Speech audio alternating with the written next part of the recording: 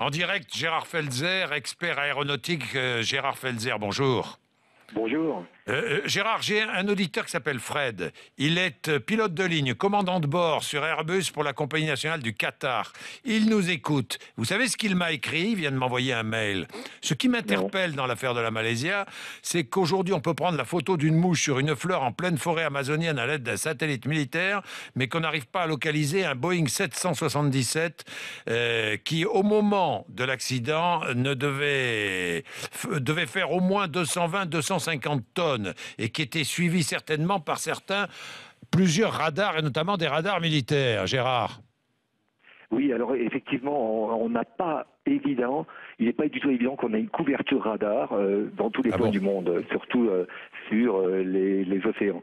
Et il est vrai que on peut être un tout petit peu énervé, comme je suis également, parce que ce soit Sharm el-Sheikh, l'accident où on a mis des jours et des jours pour retrouver l'épave, que ce soit l'Airbus, le Rio-Paris également, ne pas être aujourd'hui capable de transmettre des informations satellites notamment pratiquement en temps réel avec suffisamment de données, peut-être pas tous les éléments de la boîte noire, mais au moins une bonne partie, on saurait le localiser exactement d'une part, et d'autre part, on pourrait déterminer les causes premières de ces accidents.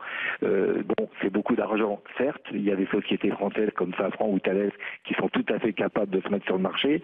Je vous rappelle que quand il y a eu le 11 septembre, les Américains ont décidé de renforcer les portes de cockpit. Ils les ont rendues obligatoires et en moins de 3 mois, toutes les compagnies du monde se sont calées là-dessus. Il va falloir qu'un jour, on apprenne les leçons d'un Rio où il a fallu des jours et des jours pour retrouver cette épave. C'est extrêmement pénible pour les familles, bien entendu, pour les compagnies et les personnels des compagnies, et puis aussi pour l'ensemble des médias qui ont besoin de savoir ce qui s'est réellement passé. Bien sûr. Alors, toujours ce même pilote, qui d'ailleurs effectue un vol Doha-Kuala Lumpur mercredi matin, il aimerait bien savoir ce qui s'est passé. Eh bien, Fred qui nous dit, on n'a pas parlé de la possibilité du suicide d'un des pilotes. Alors, c'est déjà arrivé. Oui. C'est vrai. Dans ce cas-là, quand même, ça peut réagir. Les personnels de cabine, en effet, peut-être rentrer. Ça, on le saura évidemment rapidement si on retrouve cette boîte noire. C'est peu probable malgré tout parce que les commandes, on est deux sur les commandes de vol. Il faut qu'il y en ait un qui ait la main mise sur l'autre. Ça me paraît peu crédible, mais c'est déjà arrivé, notamment en Asie et au Maroc. Et en Asie, au Maroc, oui. Alors, impossible donc de retrouver l'appareil. Et puis, il y a cette enquête pour terrorisme qui a été ouverte aussi, hein, notamment sur plusieurs passagers. On en a beaucoup parlé ce matin sur RMC. Là aussi, quand je vois les contrôles que nous subissons et que subissent les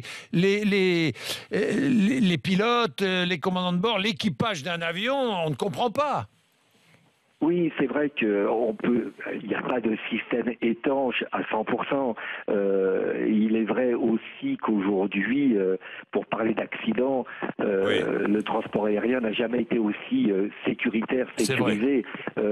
On a évidemment, c'est un drame mondial, mais on transporte 2 milliards 800 millions de passagers. On a toutes les compagnies aériennes confondues du monde, on tombe à moins de 400 morts par an. C'est quelque chose d'extrêmement fiable à n'importe quel moyen de transport. Alors pour l'accident et pour l'attentat, il est vrai qu'il y a eu des passagers qui ont piqué des passeports et qui voyagent sous un faux nom. Ça ne veut pas dire qu'on peut faire le raccourci tout de suite de l'attentat.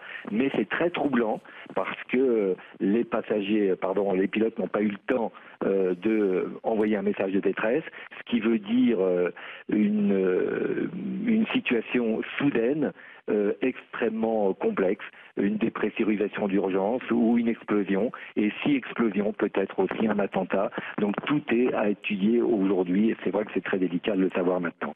Merci Gérard Felzer, 8h17 RMC.